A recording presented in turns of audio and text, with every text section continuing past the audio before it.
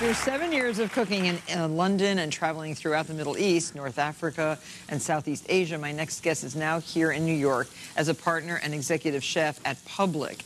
And it's joining mini restaurant, the Monday Room. I recently had dinner there, and it was absolutely delicious. The chef told me that lamb was one of the most popular items on the menu and an Easter classic, so I thought this would be a perfect opportunity to invite him here to our studio. Please welcome Chef Brad Farmerie. So glad that you could take time. Yeah, thank you very much. It must be very busy at the restaurant right now. It's always very busy. Yeah. I always love to get away, though. So I ate in the main part of the dining room, which has about 100 seats. Yes. And then the Monday room has how many seats? 20. It's very intimate, really cozy. So can we use that like for board meetings? Definitely. I'd love to see you there, Martha. Oh, yeah. My board would love it there.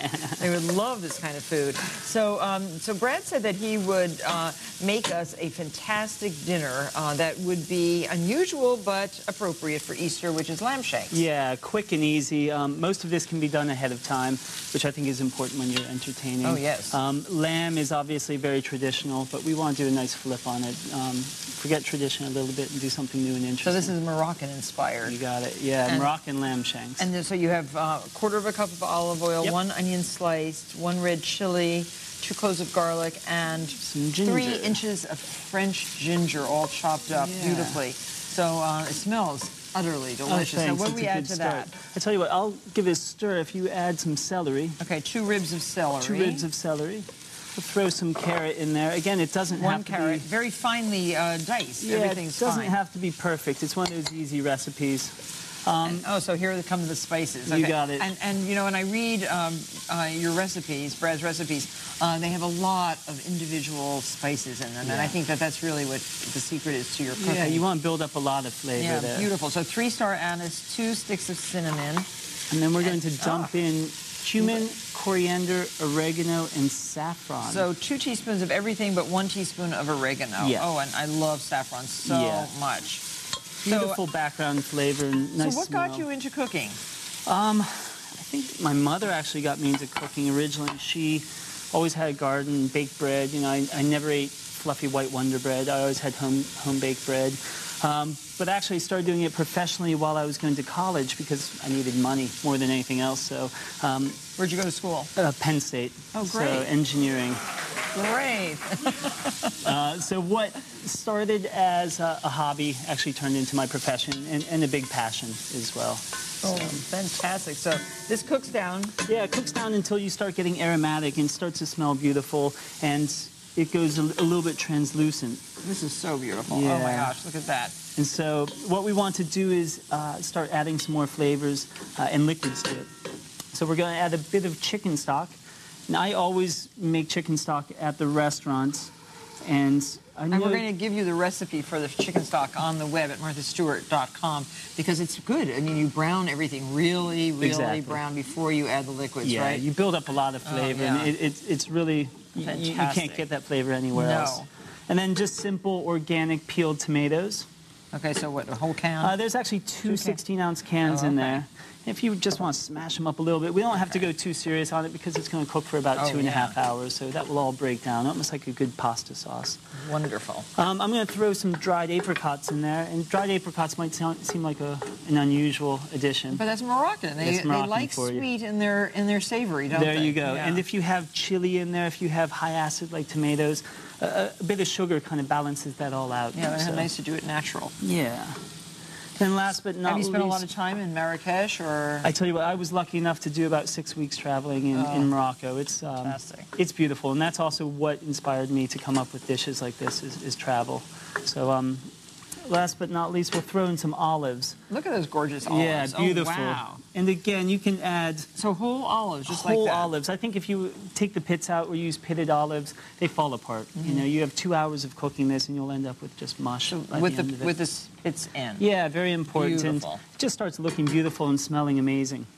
Okay, and then that's simmers, or is you add your lamb to this? Yeah, pretty much we'll bring that up to a boil, and we'll start adding lamb shanks. Okay. And again, lamb shanks are, I think, a cut that not a whole lot of people... Tell people where the lamb shank comes from, because it's like here. It's like... Yeah, it's kind of... From the elbow down? Yes, yes. And you can get small ones from the front of the animal. On a sheep, not on...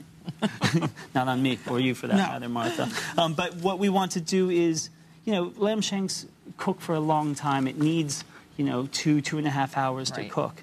So what we're going to do is just kind of, I'm going to use my hands, I hope you don't mind. I'm going to throw those into the sauce.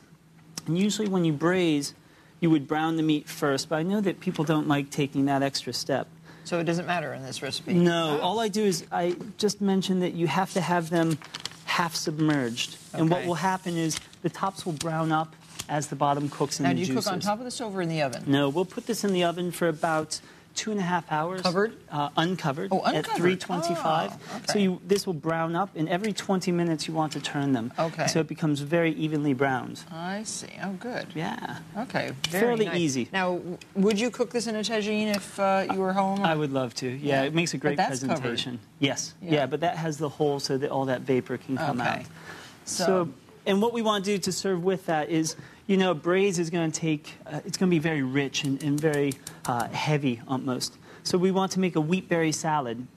And so wheatberry is whole wheats. A lot of people avoid carbs now, so, but this is whole wheat, so it has a lot of flavor to it.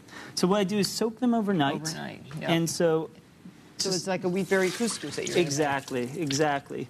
So soak them, and then the next day I'll drain them. You can add that to the pot. Okay, yeah.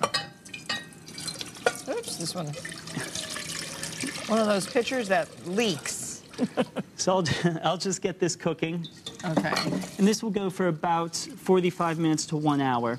If you don't soak the wheat berries, don't worry. You just have to cook them a bit longer. Okay, so we're going to continue to let our lamb shanks and wheat berries cook. When we come back, Brad's going to show us how to serve this for your memorable dinner. Fabulous. Beautiful.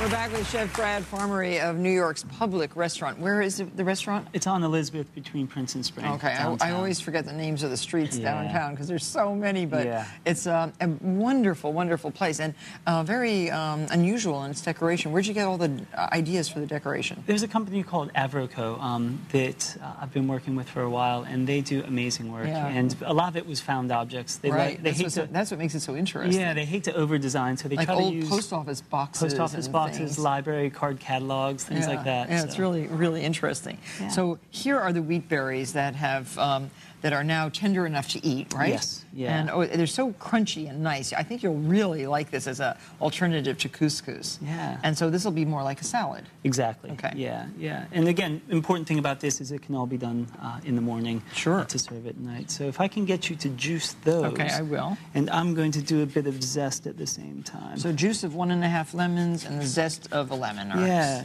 Okay. dueling lemons here. Okay. And if you don't have one of these little squeezers, you should really get one. Boy, they're does cool. does it really make the squeezing of lemons an easy task? Believe it or not, I got one of those for Christmas. Oh, you this year. did? Oh, Yeah, good. Yeah. What color? Kind of a greenish. Okay. It's very cool. So again, we've got all that nice tangy acidity in there. So we Okay. want to add a touch of sweetness again. So we're going to put in some golden raisins. Okay, delicious. We've toasted Almonds. almonds. Yeah, so that only took about 30 seconds. So on a quarter top the cup stove. of raisins, a third of a cup of almonds, pickled red peppers. Pickled red Your own peppers. pickled red peppers? We do at work, but you know you can use pepperdew peppers or pickled cherry peppers or any of that. Fresh mint, all chopped up, a quarter of a cup. Mm-hmm. And Lots of fresh herbs. Again, quarter cup of chopped parsley. so now that you have your own restaurant, you can't travel as much as you used to travel, I'm right? a little bit chained to the stove, but Right. still try to make the most of my time off. Actually, just went to Iceland and Ireland. Oh. Picked up a couple cool new ideas. Cilantro. So, cilantro. And feta cheese. yeah, and if I can just get you Now, to feta cheese is not Moroccan. that Do they stir have up. cheese? They do. They use goat and sheep's milk cheese, but feta cheese is probably the closest approximation to what you're going to get. So again, you look at it, it's very lively, very colorful. I'll just drizzle in a touch of oil as you go.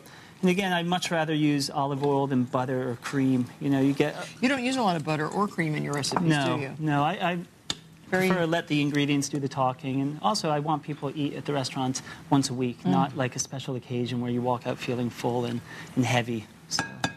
So good. Not a bad start. And no salt and pepper? I would taste it because the cheese is going to be salty. Doesn't seem to really need it. Yeah, and we've cooked the wheat berries with a touch of salt. Really so. very beautiful. That's a great salad. Nice and light. And then... So now we're going to make a bit of sauce to go with the lamb. It's a quick mint yogurt. So what I'm going to do is add a touch of yogurt. And again, we don't want a creamy sauce. What kind of yogurt do you use? I use Greek yogurt, either half fat or quarter fat. And again, lamb and mint are a fairly traditional combination. So yeah, we'll throw some salt, pinch of pepper. I like pepper. And you can throw all that garlic in. Okay, so that's half a clove of garlic. Very fine. Did you mince this? Actually, it looks like you did. I might have gotten my hands in there. So fine, so great. And last, we'll throw in mint leaves. And again, so this goes with the meat, is like a little, just a little condiment almost. Exactly. It's almost like raita or tzatziki. Right. It will cut any spicy or richness. And again, a nice, beautiful, light condiment to go with the lamb. My favorite. That's it. So we have everything over here. And Brad also says if you want a vegetable, which for dinner you would need, to cook some fennel in, what kind of juice is that, lime juice? It's actually orange juice. Oh, orange juice. Touch of lemon, olive oil, and I can't cumin. wait to taste that. Yeah. And that is also, the recipe's on our website at marthastewart.com. Everybody's going to be very pleased here. Make a plate, please. I'll definitely make you a plate. Let's see how we get on here. So again, we'll just put a nice bit of salad. Nice thing about this lamb as well is leftovers are abundant and leftovers are wonderful. The next day or even 2 days later, it tastes great. Oh, I can see eating this every single thing the next day. Yeah. Oh, what a beautiful lamb shank that is. One lamb shank. Wow. I think there's been enough jokes about Spitzer. Do you use any? Do you use any of the beautiful gravy? I do. I'll ladle just enough over it to. Just enough over to moisten it. And also, believe it or not, any leftover gravy makes an amazing pasta sauce. I bet it does. So, wow. So we'll just go in there, get some olives, and just let it flow. Oh, man. Doesn't that look amazing, everybody? I would rip into that in a second. And a spoonful of the yogurt right over here would be really great to dip a little bit. That is a spectacular plate. And thank you very much. And happy Easter. Thank you. Happy Easter to you. And that is something that your family deserves, and you can make it so simply. We'll be right back. That is beautiful.